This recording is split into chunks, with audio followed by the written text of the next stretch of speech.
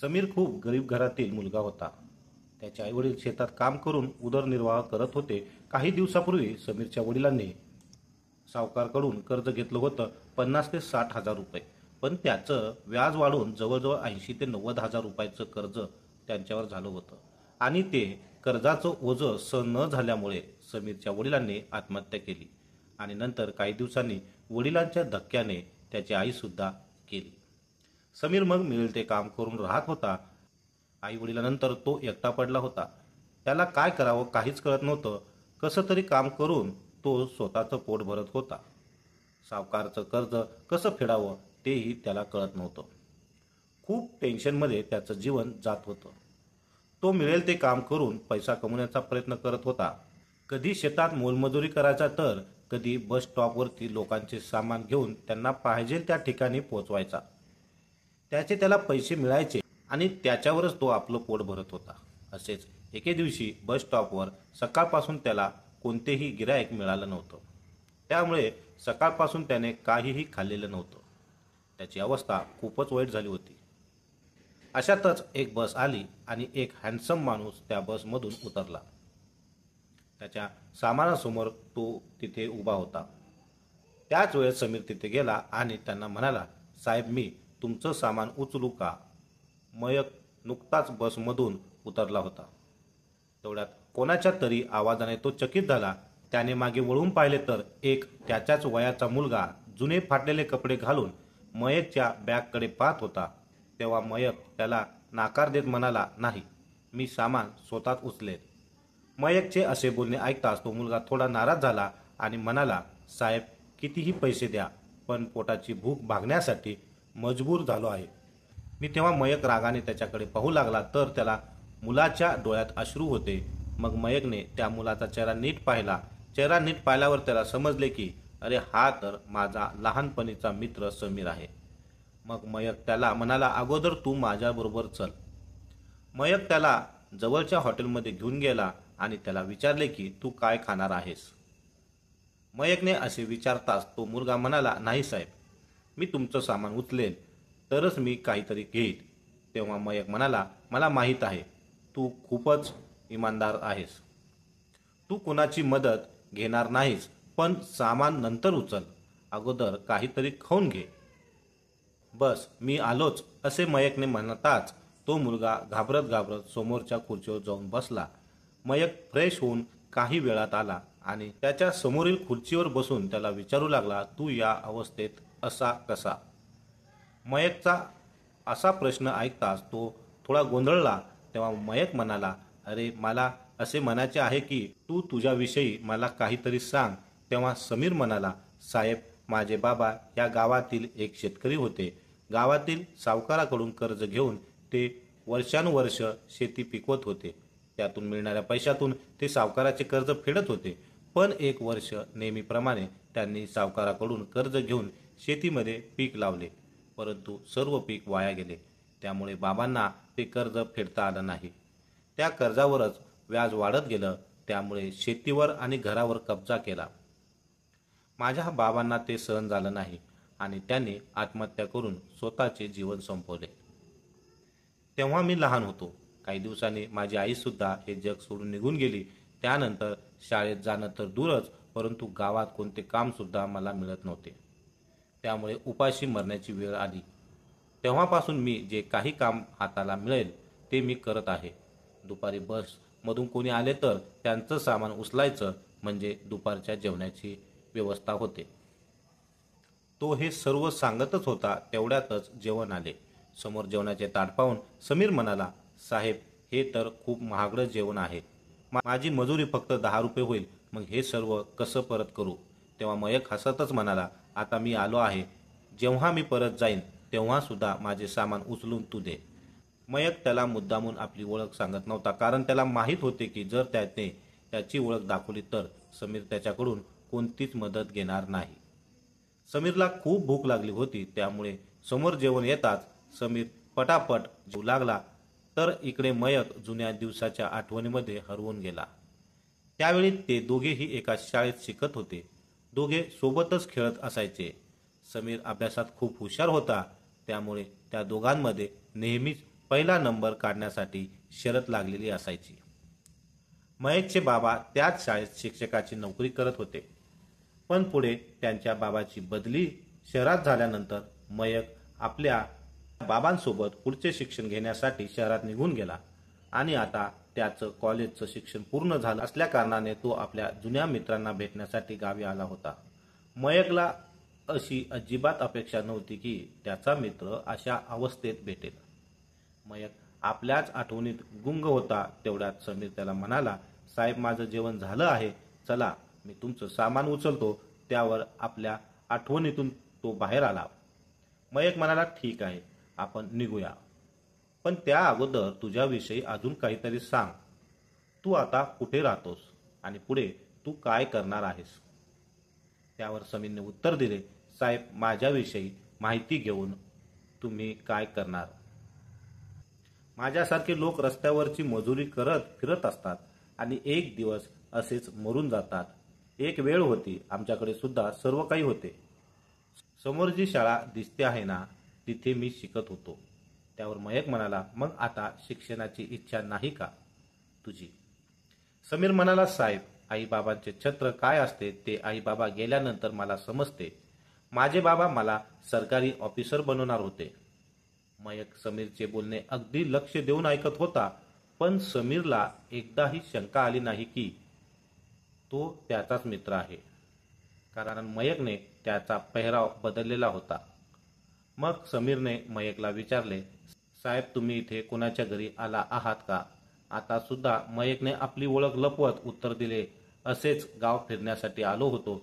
येथे कोणते हॉटेल मिळेल का मला इथे थांबण्यासाठी?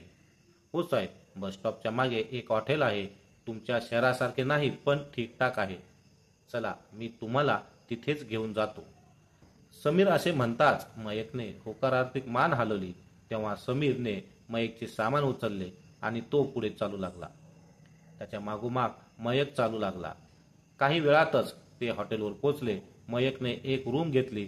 त्या रूममध्ये मयकचे सामान ठेवताच समीर म्हणाला, साहेब मी येतो, पण जेव्हा तुम्हाला जायचं असेल ना तेव्हा मला सांगा, मी तुमचे सामान घेऊन जाईल. तेव्हा मयक म्हणाला, अरे थांब, मी ही रूम 2 लोकांसाठी घेतली आहे, तू माझ्यासोबतच राहा. तेव्हा समीर म्हणाला, नाही साहेब, मी कुठे आणि तुम्ही कुठे? तसे तर मी कुठेही झोपतो. माझे अंथरूण एका झाडावर ठेवलेले असते. तिथे झाडाच्या चौथावर मी झोपी जातो. मला जाऊ द्या साहेब. त्यावर मयक म्हणाला, मला तुझ्याबरोबर खूप गोष्टी बोलायच्या आहेत, त्यामुळे जोपर्यंत मी इथे आहे तोपर्यंत माझ्याबरोबर इथेच थांब. मी इथे कुणालाही ओळखत नाही, त्यामुळे तूच मला पूर्ण गाव फिरव. मग समीर म्हणाला, ठीक आहे साहेब. त्यानंतर मयक समीरला एका कपड्याच्या दुकानात घेऊन गेला. त्याला नवीन कपडे घेऊन दिले, नवीन बूट घेऊन दिले. मग त्याला घेऊन पुन्हा हॉटेलमध्ये आला.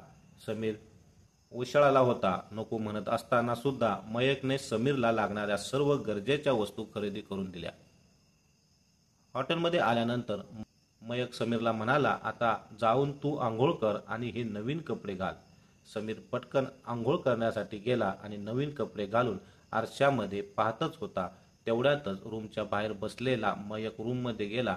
तेव्हा त्या नवीन कपड्यांमध्ये स्वतःला पाहतात समीर रडत होता. त्याला असे रडताना पाहून मयक म्हणाला, काय झाले तुला? कपडे आवडले नाहीत का? समीर म्हणाला, नाही साहेब, आईची खूप आठवण आली. मला ती स्वतःच्या हाताने कपडे शिवून द्यायची. उद्या मी तुम्हाला माझे घर दाखवेन. ते घर गावातील सावकाराने स्वतःच्या ताब्यात घेतलंय. मयक आता त्यांच्यासोबत बसून गप्पा गोष्टी करू लागला. किती कर्ज होते तुमचे? मयक म्हणाला, साहेब सर्व मिळून 50,000 रुपये होते. आता ते 80 ते 90,000 रुपये झाले. खूप वेळ दोघांनी मग इकड तिकडच्या गप्पा केल्यानंतर दोघे झोपी गेले. सकाळ झाल्यानंतर दोघेही फ्रेश झाले.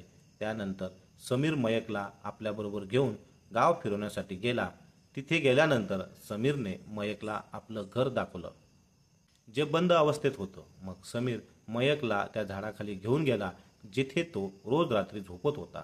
त्या झाडाखाली गेल्यानंतर तो म्हणाला, साहेब हे झाड माझे आई बाबा आहेत. मी या झाडाखाली झोपतो. पण आता मात्र मयक समीरला म्हणाला, समीर मी तुला खोटं बोललो होतो.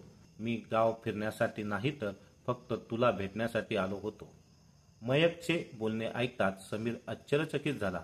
तेव्हा मयक म्हणाला, अरे मी तुझा लहानपणीचा मित्र मयक आहे. हे ऐकताच समीर अगदी निरखून मयकचा चेहरा पाहू लागला.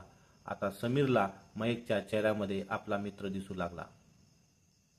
तेव्हा त्याच्या डोळ्यातून झरझर अश्रू वाहू लागले आणि तो एकटक मयककडे पाहत राहिला. एवढ्या वर्षाचे दुःख त्याच्या डोळ्यातून बाहेर पडत होते, कारण आज त्याला त्याच्या जवळचे असे कोणीतरी भेटायला आले होते. पण या गोष्टीवर त्याचा अजूनही विश्वास बसत नव्हता.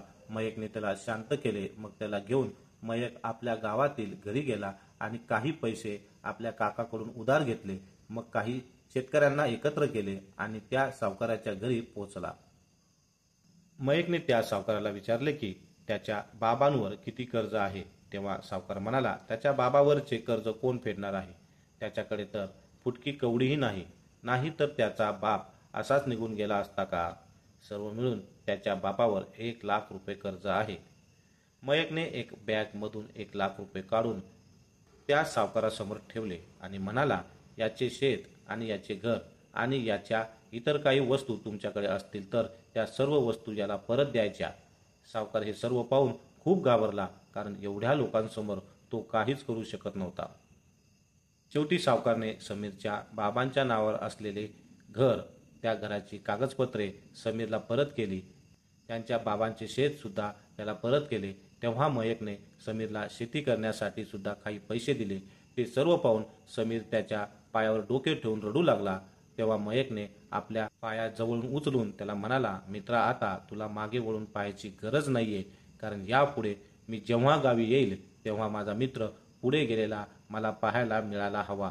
असे म्हणत मयकने समीरला मिठी मारली. दुसऱ्या दिवशी सकाळी मयक गावातून शहरात निघून गेला.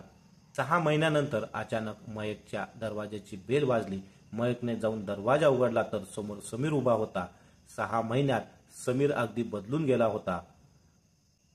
मयकने लगेचच त्याला आपल्या घरात बोलवले आणि त्याला मिठी मारली. तेव्हा समीरने मयकच्या आईबाबांचे आशीर्वाद घेतले. मग मयक म्हणाला, तू अचानक कसा. सर्व काही ठीक आहे ना. त्या सावकाराने तुला त्रास तर दिला नाही ना. नंतर त्यावर समीर म्हणाला, नाही, सर्व काही ठीक आहे, पण माझ्या शेतामध्ये जे मी पीक घेतले होते ते खूपच चांगलं आलं आहे, म्हणूनच मी तुझं कर्ज फेडण्यासाठी आलो आहे. हे घे 20,000 रुपये.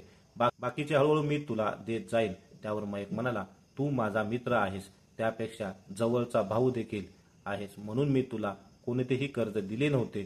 तू असा कसा विचार केलास. मी तुझ्याकडून पैसे परत घेणार आहे. मी तुझ्याकडून कोणतेही पैसे घेणार नाही. पण समीर हट्टच करू लागला. त्यामुळे मयकचे बाबा म्हणाले, बाळा, तो देत आहे ते पैसे त्याच्याकडून घे. हा त्याचा प्रामाणिकपणा आहे. जे संस्कार, जे शिक्षण मी त्याला दिले होते त्याचे तो पालन करत आहे. तेव्हा मयक त्याच्याकडून पैसे घेतो. मग समीर लाजतच आपल्या लग्नाचे कार्ड मयकच्या हातात देतो. तेव्हा मयक म्हणतो, अरे वा, तू लग्न करत आहेस. मग काही दिवसानंतर मयक आपल्या सर्व कुटुंबासह समीरच्या लग्नासाठी गावी जातो. मयकला आपल्या लग्नात सहकुटुंब आलेले पाहून समीर खूपच खुश होतो. जेव्हा पूर्ण गावाला समजते की समीरच्या लग्नाला मित्र मयक आपल्या पूर्ण कुटुंबासोबत आला आहे, तेव्हा पूर्ण गाव मयकच्या कुटुंबाला भेटण्यासाठी आले. कारण ज्या कुटुंबामध्ये एक सच्चा प्रामाणिक तरुण घडला होता, त्याने जो आदर्श गावासमोर ठेवला होता, त्याचे गुणगान पूर्ण गाव मयकच्या कुटुंबासमोर गात होते. अशी मैत्री आणि असे संस्कार फार क्वचित पाहायला मिळत असतात. पण असे संस्कार असलेली माणसे जर आपले मित्र असतील तर आपला सुद्धा जीवन बदलून जाते. कारण म्हणतात ना, लोखंडाला परिसाचा स्पर्श होताच लोखंडाचे सुद्धा सोनं होतं. तशीच काहीशी या दोघांची मैत्री होती.